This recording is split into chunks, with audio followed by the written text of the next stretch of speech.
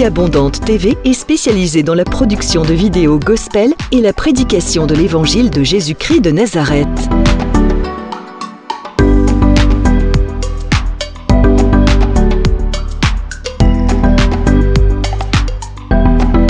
N'hésitez pas à vous abonner à notre chaîne YouTube Vie Abondante TV et sur notre page Facebook.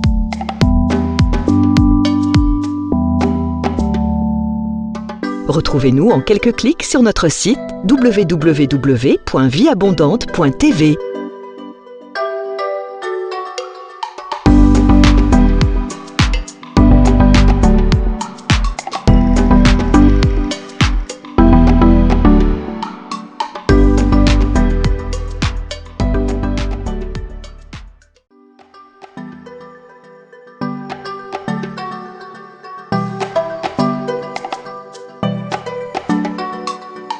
Vie Abondante TV est spécialisée dans la production de vidéos gospel et la prédication de l'évangile de Jésus-Christ de Nazareth.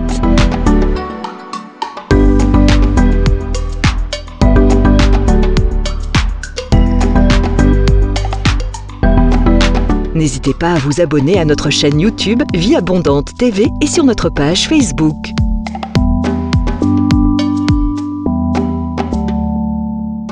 Retrouvez-nous en quelques clics sur notre site www.vieabondante.tv.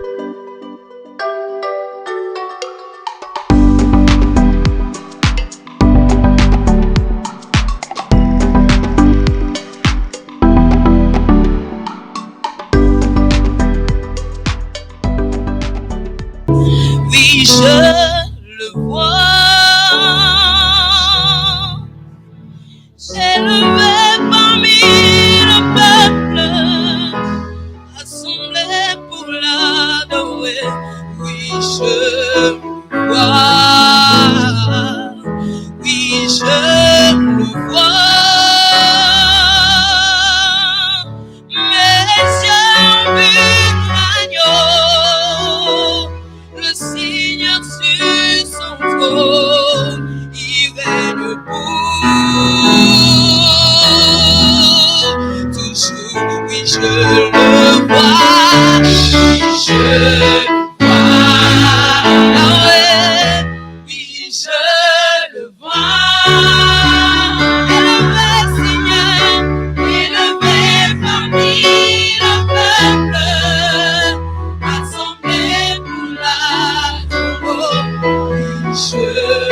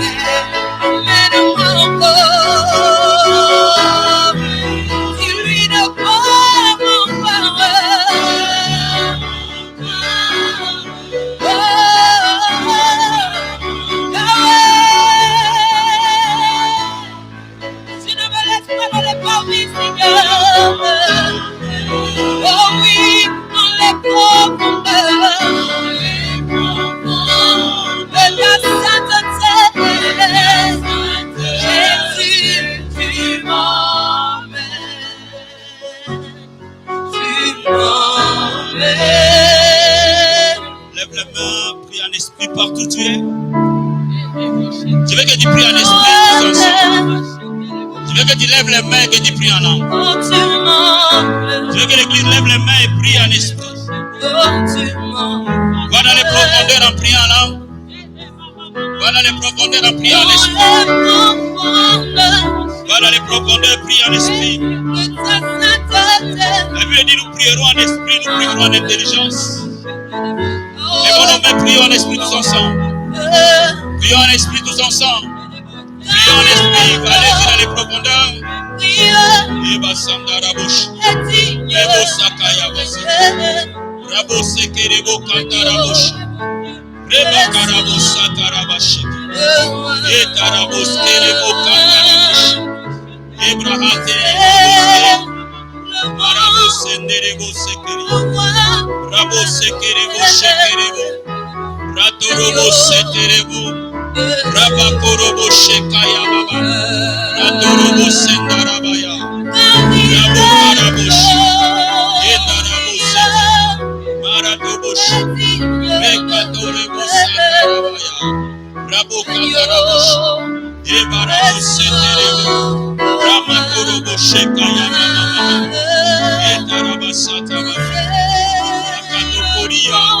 Ratakarabo Sete. Ramos Kereba Kantaraboshe.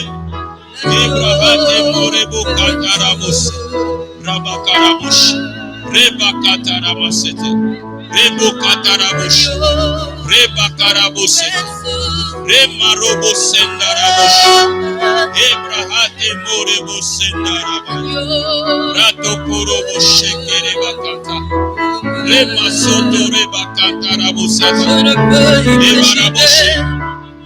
Parle à ton Dieu, parle à ton papa. Parle à ton Dieu ce matin. Tu peux lui parler comme un enfant parle à son père. Parle-lui comme tu peux parler à ton confident. Parle-lui, présente-lui ta situation, présente-lui ton cœur, présente-lui tes pensées, présente-lui, alléluia.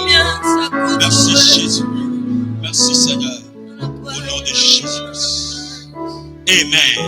Est-ce qu'on va acclamer le Seigneur Jésus? Quelqu'un aime Jésus ce matin? Amen. Est-ce que quelqu'un aime Jésus ce matin? Amen. Non.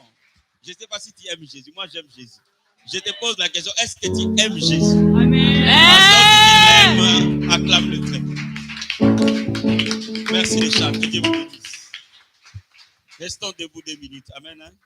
Ce jour, tu vas nous aider dans la lecture rapidement. Genèse chapitre 12, verset 2. Genèse chapitre 12. Merci beaucoup les chants. Que le Seigneur vous bénisse. Dans sa présence, il y a d'abondantes joies. Vous savez, quand vous venez à l'église, il doit y avoir un avant et un après. Quand on vient à l'église, on vient à l'église.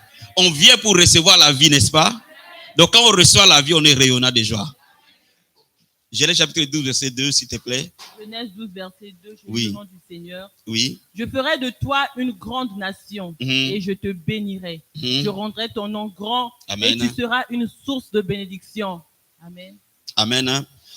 Matthieu chapitre 5, verset 14. Oui, s'il te plaît. 5, verset 14. Je lis au nom du Seigneur. Vous êtes la lumière du monde. Amen. Une ville située sur une montagne ne peut être cachée. Et on n'allume pas une lampe pour la mettre sous le boisseau. Mais on la met sur le chandelier et elle éclaire tous ceux qui sont dans la maison. Amen. Dernier verset. Galates chapitre 3, verset 13 à 14. Galates 3, 13 à 14. Galates 3. 13 à 14. Oui, s'il te plaît. Au nom du Seigneur. Christ nous a rachetés de la malédiction de la loi, étant devenu malédiction pour nous, car il est écrit, maudit est quiconque est pendu au bois, afin que la bénédiction d'Abraham eût pour les païens son accomplissement en Jésus-Christ, et que nous ressuscitions par la foi l'Esprit qui avait été promis. Amen. Amen. Est-ce qu'on peut acclamer la parole de Dieu? Veuillez vous asseoir. Mon thème de ce matin, une source de bénédiction. Amen. Hein? Une source de bénédiction. Dieu dit à Abraham, je te bénirai, je rendrai ton nom grand, et moi, l'Éternel, je ferai de toi une source de bénédiction. En d'autres termes, Dieu dit à Abraham, je ferai de toi un canal de bénédiction. Amen, amen. Je ferai de toi un instrument de bénédiction. Dans d'autres langages, je ferai de toi un distributeur de bénédiction. Amen, amen. Un dispensateur de grâce. Donc, parmi les promesses que Dieu a données à Abraham, ce n'était pas seulement de bénir Abraham, mais de faire aussi qu'Abraham devienne un canal pour la bénédiction des autres. Amen. Cela veut dire que là où Abraham arrivait, la bénédiction arrivait par la simple présence d'Abraham. Est-ce que vous me saisissez? Mais gloire soit rendue à Dieu, la même chose, le Seigneur Jésus le reprend. Il dit, vous êtes la lumière du monde. Au fait, cette lumière donne vie. En d'autres termes, Jésus disait par d'autres mots que nous aussi, nous sommes une source de bénédiction. Cela veut dire que là où il y avait les ténèbres, quand vous arrivez, vous amenez la lumière. Je bénis Dieu parce que la Bible dit, dans l'ancienne alliance était une promesse. Dans la nouvelle alliance était un accomplissement.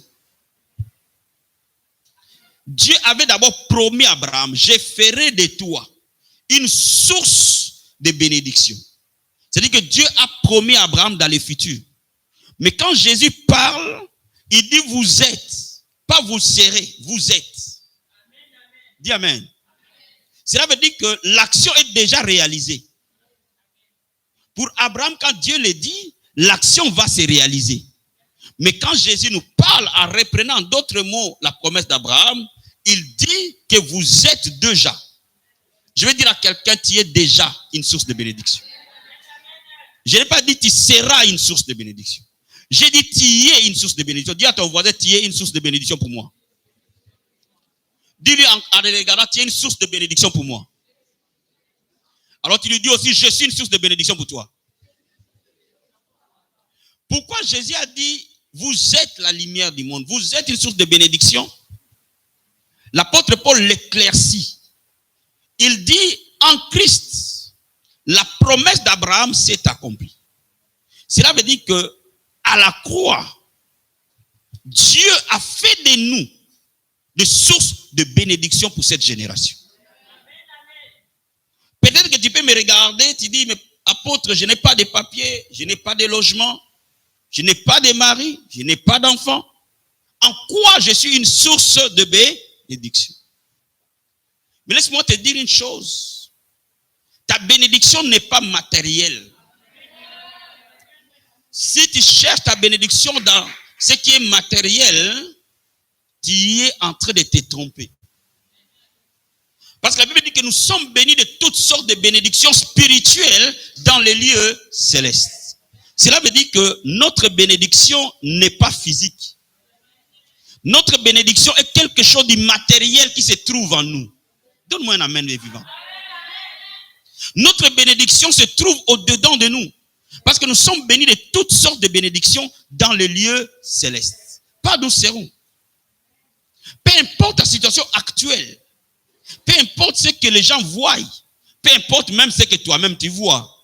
Amen ou amen. Mais je vais te dire une chose. La Bible déclare que tu es une source de bénédiction. Est-ce que quelqu'un peut croire à ça? Quelqu'un peut dire je suis une source de bénédiction. Je suis une source de bénédiction. Plus fort. Une seconde fois. Je suis une source de bénédiction. Donc laisse-moi te dire. Cela veut dire que cette bénédiction est déjà au-dedans de nous. Donc nous n'avons pas besoin de la chercher. Nous n'avons pas besoin de changer du travail.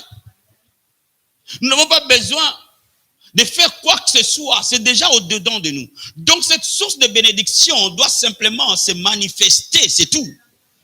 Dis-moi même. Cela veut dire que tu es déjà enceinte de cette bénédiction. Dieu a déjà mis la bénédiction dedans de toi. Et je vais simplement t'apprendre aujourd'hui comment on va à la maternité. En fait, qu'on accouche cette bénédiction tout simplement.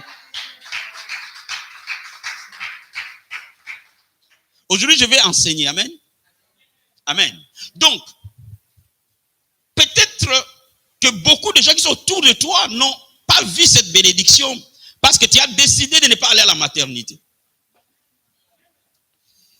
Mais gloire soit rendue à Dieu, il y a un spécialiste de gynécologie ici qui va t'aider pour que tu accouches. Et enfin qu'on donne à cet enfant un nom qu'on appelle bénédiction. Tout accouchement est accompagné de certaines actions afin qu'il y ait accouchement. De la même manière, toute manifestation est liée à des actions que nous posons, venant de ce que nous savons. Je réponds. Toute manifestation est liée aux actions que nous posons, conformément à ce que nous savons. La Bible dit, mon peuple périt faute de connaissance. Le plus grand défaut qu'on peut avoir, c'est de manquer la connaissance. Le plus grand handicap que nous pouvons avoir, c'est de manquer la connaissance, ou alors penser connaître, mais ne pas connaître. Dis Amen. Je vais te parler aujourd'hui de 7 actions qui manifestent la bénédiction. Amen. 7 actions qui manifestent la bénédiction dans notre vie. Vous êtes avec moi? Première action. Josué chapitre 1 verset 6. Sergio, sois à côté de ton micro. Je vais pousser peut-être ton micro à côté. Amen. Parce qu'aujourd'hui, on va ouvrir la Bible. On va enseigner, n'est-ce pas? On va ouvrir la Bible. Josué chapitre 1 verset 6 à 8. Josué 1 verset 6 à 8. Je lis au nom du Seigneur. Fortifie-toi et prends courage. Car c'est toi qui mettras ce peuple en possession du pays que j'ai juré à leur père de leur donner. Amen. Fortifie-toi seulement et aie bon courage en agissant fidèlement selon toute la loi que Moïse, mon serviteur, t'a prescrite. Ne t'en détourne ni à droite ni à gauche afin de réussir dans tout ce que tu entreprendras. Que ce livre de la loi ne se loigne point de ta bouche. Médite-le jour et nuit pour agir fidèlement selon tout ce qui y est écrit. C'est alors que tu auras du succès dans tes entreprises. C'est alors que tu réussiras. Amen. Amen. Est-ce qu'on peut acclamer la parole de Dieu? Dieu rappelle à Moïse, à Josué, toi fortifie-toi parce que c'est toi qui vas permettre afin que ces gens possèdent la terre promise. Donc, Dieu est en train de dire à Josué, c'est toi qui es la source de leur bénédiction. Dieu a promis au peuple d'Israël et Dieu a pris Josué pour que cette promesse devienne réalité. Et il dit, c'est toi qui vas les aider à arriver dans leur terre promise. Amen. Il donne à Josué une instruction. Que ce livre de la loi ne s'éloigne pas de ta bouche. Ce n'est pas une suggestion. Aujourd'hui, je vais te parler des instructions, pas des suggestions. Il y a une façon de donner un ordre. Ou il y a aussi une autre façon de dire si tu veux ou si tu peux. Ici, Dieu ne dit pas à Josué si tu veux ou si tu peux. Ici, Dieu dit à Josué, prends le livre et commence à le méditer. Il lui donne une instruction. Il lui donne un devoir, une obligation. Parce que ce livre va te rendre fort. Tu ne peux pas être une source de bénédiction si tu n'es pas fort. Tu ne peux pas porter quelqu'un de 100 kilos si tu pèses 25 kilos. Même si tu as l'intention de le faire, mais ce n'est pas possible. Alors Dieu dit à Josué, pour que tu sois une source de bénédiction, que ce livre, médite-le jour et nuit. Bien, mais je vais te dire une chose. Notre bénédiction est spirituellement emballée dans chaque ligne de ce livre. Il y a un ADN spirituel écrit dans les livres que vous avez. La Bible dit au commencement était la parole. Et la parole était avec Dieu. Et la parole était Dieu. Et tout a été créé par la parole. Cela veut dire que Dieu a créé par la parole. Dieu ne crée pas par la matière. Laisse-moi t'expliquer quelque chose. Laisse-moi t'expliquer. Vous voyez cette maison? Pour qu'elle soit là, elle a été composée par des briques de ciment et ils les ont superposées pour avoir une maison. N'est-ce pas? C'est comme cette Bible, elle a été composée par plusieurs feuilles mises ensemble pour avoir cette Bible. Ça, c'est la manière que l'homme conçoit et crée. Mais le monde de l'esprit n'opère pas comme ça. Le monde de l'esprit n'opère pas par la matière, opère par les paroles. Cela veut dire que chaque parole qui est lancée, c'est une brique qui se superpose sur une autre. Est-ce que tu comprends ce que j'explique? Cela veut dire quoi? Cela veut dire que ta vie ne dépend une seule chose, des paroles que tu as entendues ou aussi des paroles que tu as dites. J'ai pensé que quelqu'un comprenait ce que j'explique. Laisse-moi t'expliquer. Ce qui va nous sortir du manque, ce qui va nous sortir de la souffrance, ce sont les paroles. Les paroles gouvernent les destinées. Donne-moi amen. Dis à ton voisin, les paroles gouvernent les destinées. Qui comprend ce que j'explique? Qui comprend ce que j'explique? Cela veut dire quoi? Tu n'es pas différent de ce qui a été dit quelque part. Certains combats que tu rencontres ne sont en réalité que de résultats ou une résultante de paroles qui ont été prononcées quelque part. Est-ce que je me fais comprendre? De la même manière, les victoires que tu obtiens sont totalement rattachées aux paroles qui ont été prononcées quelque part. Quand Dieu veut créer, il ne bouge pas de son trône. Quand Dieu veut créer, il n'a pas besoin de se déplacer. La Bible dit qu'il envoya sa parole. Il envoie juste la parole et la parole peut le travail. Mais la Bible déclare, tel qu'il est, tel nous sommes. Laisse-moi t'expliquer. La parole de Dieu dans la bouche de l'homme est aussi puissante que la parole de Dieu dans sa propre bouche. J'ai dit la parole de Dieu dans la bouche d'un homme est aussi puissante que la parole de Dieu dans sa propre bouche. Pourquoi? Parce que la parole est Dieu en elle-même. Même si un coq chante cette parole produira des fruits.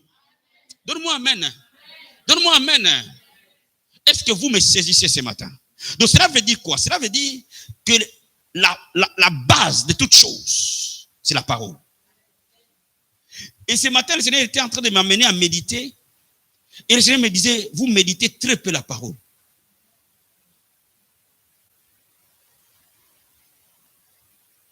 J'ai posé la question au Seigneur, mais pourquoi autant de combats dans la vie de tes enfants? Et hier, j'étais en train de faire du sport et j'ai parlé moi-même. C'est bien que quand je fais du sport que je ne vois personne, parce qu'il y a des moments où je parle tout seul. Amen. Je me disais, mais qu'est-ce qui se passe? Pourquoi autant de pleurs? Et Dieu me dit, il ne médite pas assez. Commence par là. Je vous ai dit quoi? Prenez la parole. J'ai dit à Josué, médite cette parole le matin quand tu te lèves. Médite cette parole quand tu te couches. Médite-le le lundi, médite-le le mardi, le mercredi, du 1er janvier au 31 décembre. Il n'a pas dit qu'il y a si un jour férié, je n'ouvre pas ma Bible. Il n'a pas dit si à ce jour-là, il n'y a pas de culte, je n'ouvre pas ma Bible. Vous ne mangez pas parce que c'est jour férié. Est-ce que quelqu'un comprend ce que j'explique? Regardez, Dieu donne la manne chaque jour. C'était le symbole de la parole. Il devait se nourrir de cette manne pour qu'il soit fort et en vie. Laisse-moi te dire, un esprit qui ne se nourrit pas meurt. Vous voyez, il y a beaucoup de gens que vous voyez là, ils sont des esprits morts. Ils sont que des enveloppes. Mais en réalité, spirituellement, ils sont morts. Notre santé spirituelle dépend de la parole que nous consommons dans notre esprit. La Bible déclare de l'abondance du cœur, la bouche parle. Ce que tu dis sera soit dicté par ce que tu as entendu, soit ce que ton père pensait, soit ce que les gens ont pensé de toi, ou alors ce que Dieu pense de toi. Alors si tu décides de dire ce que Dieu pense de toi, tu es en train de construire ta propre vie. Donne-moi amen. Donne-moi amen. Donne-moi amen. Il dit que ce livre de la loi ne s'éloigne pas de ta bouche. C'est là où Josué 1:8 commence. Pourquoi Dieu n'a pas dit que ce livre de la loi ne s'éloigne pas de tes yeux? Logiquement, on ne médite pas par la bouche. On médite par les yeux. Qui comprend ce que je suis en train d'expliquer? Vous ne m'avez pas compris. Dieu n'a pas dit que ce livre de la loi, Josué, ne quitte pas tes yeux. Non. Il a dit que ce livre de la loi ne quitte pas ta bouche. Parce que les yeux et les oreilles sont les portes d'entrée de l'esprit, mais la bouche est la porte de sortie de l'esprit. Quelqu'un comprend ce que j'explique? Quelqu'un comprend ce que j'explique?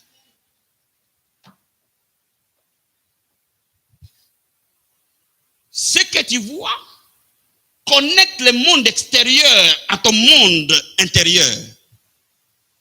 Mais ce que tu dis fait jaillir du monde intérieur au monde extérieur. Cela veut dire que la parole connecte le monde spirituel au monde physique. Cela veut dire que ce qui est au fond de moi, pour qu'il se manifeste, il faut que je le dise. Donc, comme un accouchement connecte ce qui est dans le ventre de la femme à l'extérieur, de la même manière, la parole fait sortir ce qui est au-dedans de nous à l'extérieur. Cela veut dire quoi? Cela veut dire, si tu es parent, si tu es autorité, n'ose jamais, alors jamais, même si tu es énervé à mort, parler mal sur ton enfant. Vous savez, il y a des paroles qu'on n'enlève plus.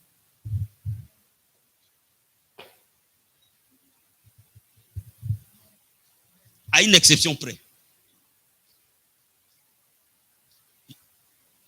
Ça va, vous êtes avec moi? On est ensemble? J'ai dit, écoute-moi bien. Si Dieu t'élève dans une certaine position, parce que le monde est dirigé par les autorités, cela veut dire qu'un père est une autorité de sa femme et de ses enfants. Un grand-père est une autorité du père et de ses enfants. Vous comprenez ce que j'explique? Un patron est une autorité de ses employés. Un président est une autorité de la nation. Vous voyez, un président, il suffit qu'il s'élève et qu'il aille, il n'a pas besoin de faire 150 jours de jeûne. Il se met à genoux dans un endroit stratégique du pays, il dit ce pays appartient à Dieu, c'est fini. Vous pouvez faire ce que vous voulez. Tant qu'il sera la tête, cette parole va gouverner la nation. Donne-moi amen. C'est pour ça que vous voyez parfois les enfants qui sont nés des familles où on a pratiqué le mysticisme. Et surtout si les parents pratiquaient le mysticisme, même s'ils deviennent chrétiens, ils ont des batailles. Parce que les paroles d'autorité gouvernent leur vie. Seule une autorité spirituelle peut attaquer une parole spirituelle. C'est là où ton père spirituel peut te racheter quand ton père biologique te maudit. Est-ce que tu peux comprendre ce que j'explique? Seule une autorité spirituelle peut renverser toute autre autorité. Cela veut dire quoi? Cela veut dire que quand tu es parent, ne t'amuse pas. Même ton enfant est idiot, dis-lui, tu es champion. Si tu mets au monde un enfant, il n'est pas beau.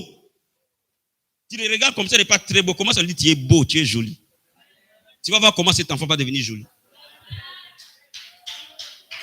Est-ce que je me fais comprendre? De la même manière, tu peux mettre un enfant beau au monde. À force de lui, tu es moche, tu es moche, tu es moche, il sera moche. Même s'il est beau, mais les gens vont le voir moche. Vous n'avez jamais, vous savez, entre ce que tu es, ce que les gens perçoivent, il y a un écart. Tu peux être beau, mais les gens te trouvent moche. Les paroles gouvernent. Alors Dieu dit que ce livre de la loi ne s'éloigne pas de ta bouche. Pourquoi? Parce que les paroles sont basées par les déclarations de foi. Quand vous déclarez quelque chose et que vous le déclarez par le nom de Jésus-Christ, avec une foi réelle et ferme, cette parole est une matière.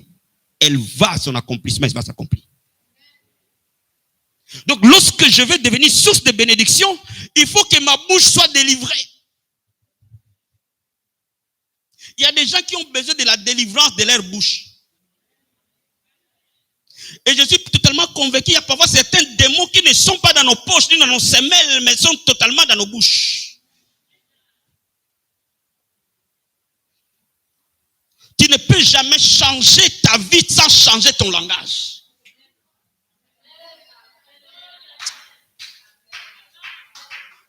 Tu ne peux pas changer ta vie sans changer ton langage. Le langage est le gouvernail de la destinée. Cela veut dire que la parole amène la vie là où elle doit être. Ce que tu n'arrêtes pas de dire, c'est ce que tu seras. De la même manière, ce que tu n'arrêtes pas d'écouter, c'est ce qui deviendra.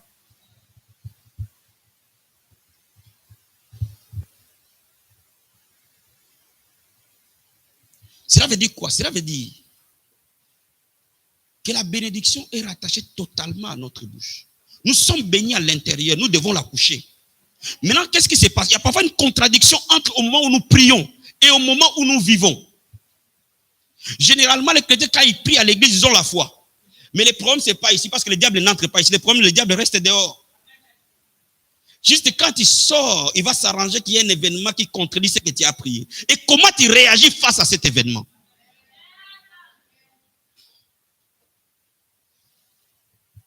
Ça vous est jamais arrivé que tu as prié avec foi? Je me rappellerai toujours d'un jour, j'étais sorti d'un service, j'avais beaucoup de foi. Et le Seigneur s'était manifesté dans les services. Quand Dieu se manifeste, le diable n'est pas là. Il attend. Et j'étais rempli de foi. Lundi matin, j'ai reçu un courrier recommandé. Quand je vais à la poste, on m'envoie un courrier, monsieur, à la réception de la présente. Il vous est prié de quitter le territoire français. Je venais de voir la gloire de Dieu hier. Et le lendemain, le diable a rasé tout ça. Qu'est-ce que tu dis derrière ça? Qu'est-ce que tu dis quand on t'impose les mains au nom de Jésus, tu es guéri? Tu pars à la maison, les symptômes se multiplient par 10. Qu'est-ce que tu dis? Est-ce que tu dis que c'est l'onction du pasteur qui n'a pas fonctionné? Il n'y est pour rien. Ta foi est en train d'être mise à l'épreuve. La Bible dit résistez. Résistez. Résistez. Il fuira loin de toi. Résistez. Laisse-moi t'expliquer. Toutes les fois que Dieu voudra t'élever, lorsque tu arriveras à la porte de ton élévation, il y a quelque chose qui ne rate jamais. Tu auras le moment d'agonie le plus élevé de ta vie. Vous savez pourquoi? Qui m'a compris, qui ne m'a pas compris? Vous n'avez jamais vécu ça? Ça dit que vous n'avez pas d'élévation. Celui qui a connu l'élévation sait les découvrir. Dis amen. Lorsque les bonnes nouvelles de Dieu sont à la porte, les mauvaises nouvelles du diable se présentent. Ça attend toujours que les bonnes nouvelles arrivent. Mon ami, tu sais pourquoi? Parce qu'il ne vient que voler. Il veut voler ce que Dieu a prévu. Vous savez, généralement, quand Dieu envoie sa parole, ça crée une activité spirituelle exceptionnelle. Il y a un autre mouvement angélique qui opère. Avant que Sarah n'accouche, 3 ans, Dieu et 2 ans sont venus dans la maison d'Abraham. Cela veut dire que toutes les fois qu'il y a un miracle qui doit se manifester, il y a une activité angélique surnaturelle et exceptionnelle qui s'opère. Cela veut dire que le diable le voit ce mouvement angélique-là. Et comme il voit ce mouvement angélique, il dit, ah, c'est frère Kevin, ça va vers là-bas. Il faut qu'on y aille. Pourquoi? Parce que vous savez, est-ce que quelqu'un comprend la parole ce matin? Je vais vous parler des choses de l'esprit. Alors il faut être esprit pour comprendre. Si vous ne comprenez pas, arrêtez. Moi, je préfère arrêter. Je n'ai pas fini le message, mais je veux que vous me compreniez. J'explique ceci. Quand l'œuvre de l'esprit opère, quand Dieu dit, je vais bénir pasteur Marie-Lise, et qu'il dit, Michael, bouge, va. Il y a une activité angélique qui bouge. Parce que le diable n'est pas omniscient, il ne sait pas ce que Dieu fait. Mais il peut intercepter les mouvements. Quand Jésus est né, son étoile a été interceptée par les mages. C'est-à-dire qu'ils ont vu une étoile spéciale. Il y a quelque chose qui se passe. Et c'est comme ça que le diable nous localise. Quand Dieu a élevé la vie abondante, il y a un mouvement angélique inhabituel. Et les démons qui sont dans les paradis disent, il y a quelque chose qui se passe dans le coin. Il faut qu'on aille voir. Et tu vas voir, il va venir. Mais comme il ne peut pas voler ce que Dieu a donné, la Bible dit les dons et les grâces sont irrévocables. C'est-à-dire que ce que Dieu t'a donné, ma fille, le diable ne peut pas le voler. Mais attention. Il peut faire que tu ne les prennes pas. Il ne peut pas empêcher Dieu de faire. Mais il peut t'empêcher de prendre. C'est ça le mystère. Donc qu'est-ce qu'il va faire? Il va monter toutes choses où l'œil va voir, afin que ta foi soit minée. Ou alors, s'il ne détruit pas ta foi, il va t'envoyer des critiques. Il va s'arranger pour t'amener des choses qui vont miner ton cœur. Tu es bien avec ton fiancé et vous avez programmé le mariage. C'est ces jours-là, l'ancienne mère de ses enfants se réveille. Elle était là pendant des années. Elle ne s'est jamais manifestée. Mais le jour où la date du mariage arrive, elle est déchaînée. Elle est sur toutes les lignes, elle t'appelle, elle t'insulte. Qu'est-ce qu'elle vise? Ce n'est pas pour prendre ton mari. Elle a un esprit qui l'anime pour te sortir de ton mariage.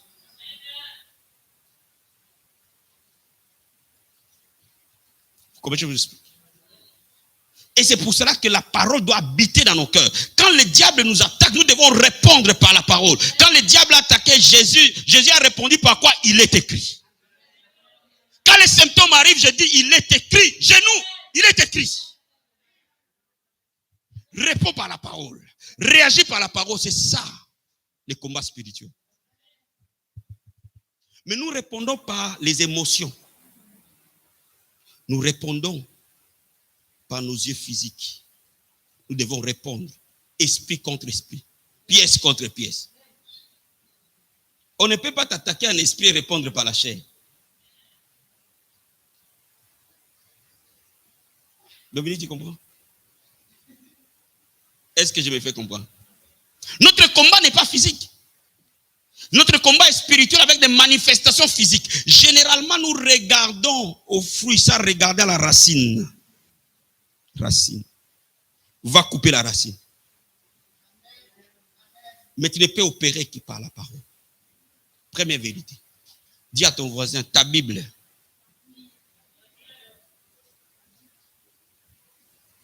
Consomme ça sans modération, dis-lui. Overdose. Est-ce que quelqu'un me comprend ce matin? Mon ami, tu peux lui dire ta Bible. Rappelle-lui ta Bible.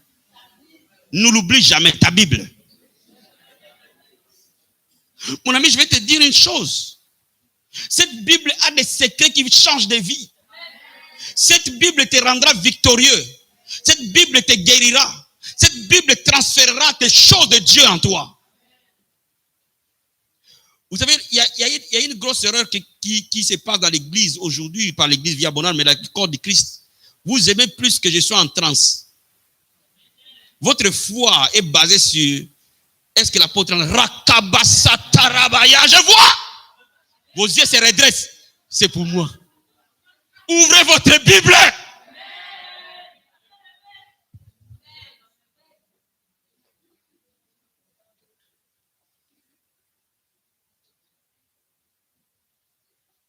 Surtout comme les prophéties d'ici se réalisent.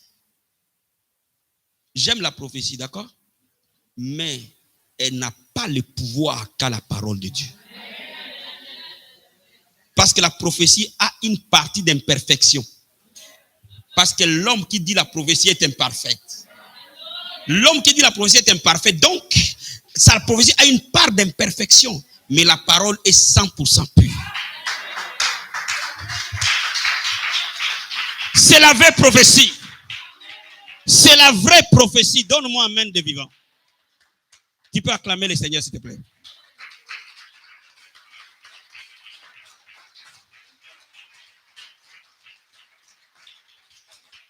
Vous savez, dans nos pays, chaque pays a ses diseurs de bonne aventure. Dans chaque culture. Amen. Et nous sommes venus de ces pays-là où chez nous il y avait des Ngunza, il y avait des Mandona. Les gens qui parcouraient des quartiers, ils disaient des choses. Amen. Et nous avons amené ça dans l'évangile. Nous voulons qu'on nous dise des choses. Non. Tu n'as pas besoin qu'on te dise des choses. Tu as besoin que Dieu te dise ce qu'il a prévu pour toi.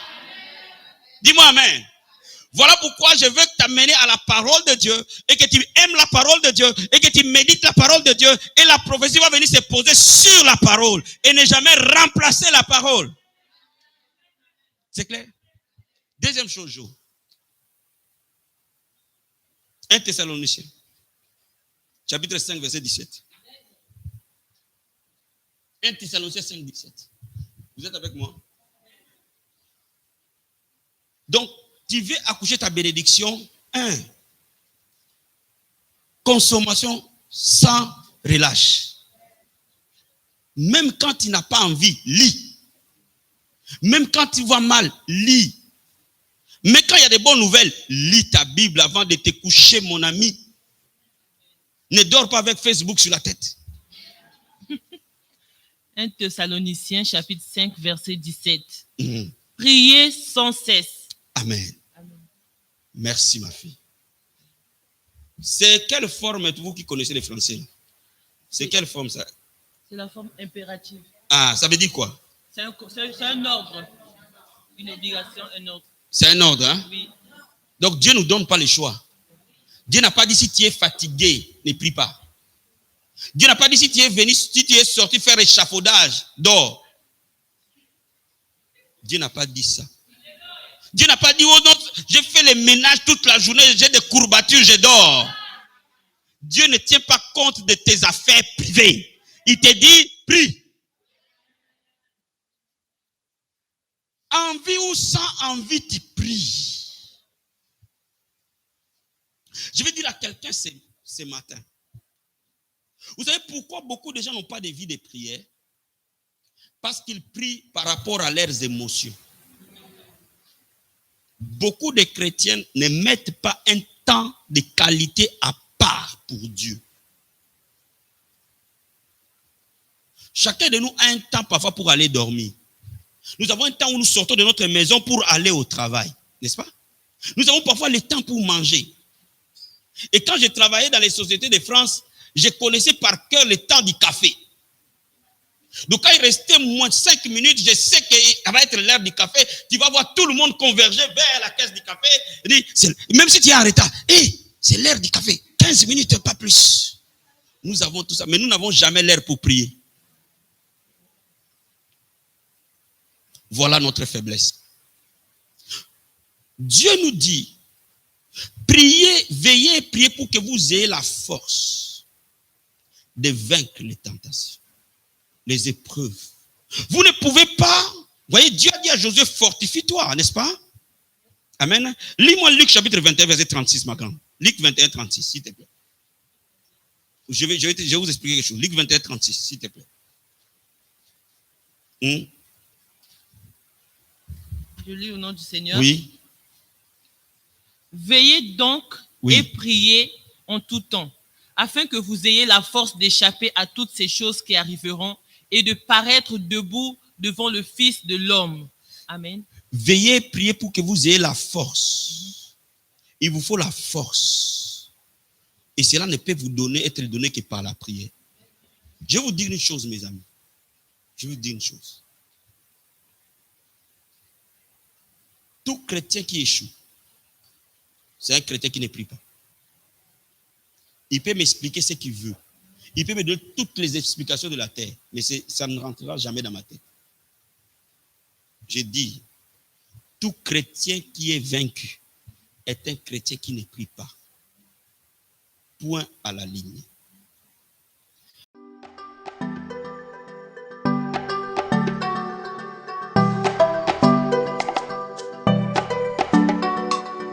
Vie Abondante TV est spécialisée dans la production de vidéos gospel et la prédication de l'évangile de Jésus-Christ de Nazareth.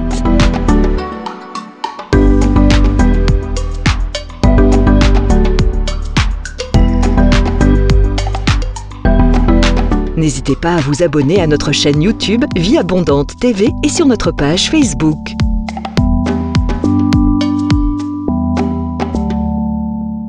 Retrouvez-nous en quelques clics sur notre site www.vieabondante.tv.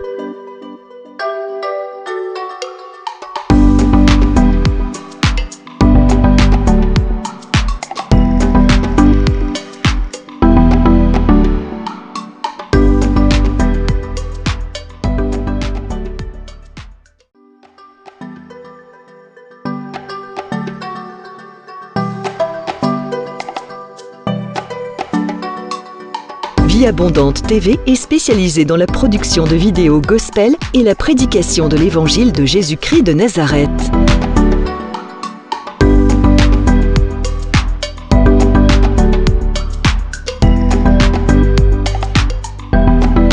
N'hésitez pas à vous abonner à notre chaîne YouTube Vie Abondante TV et sur notre page Facebook.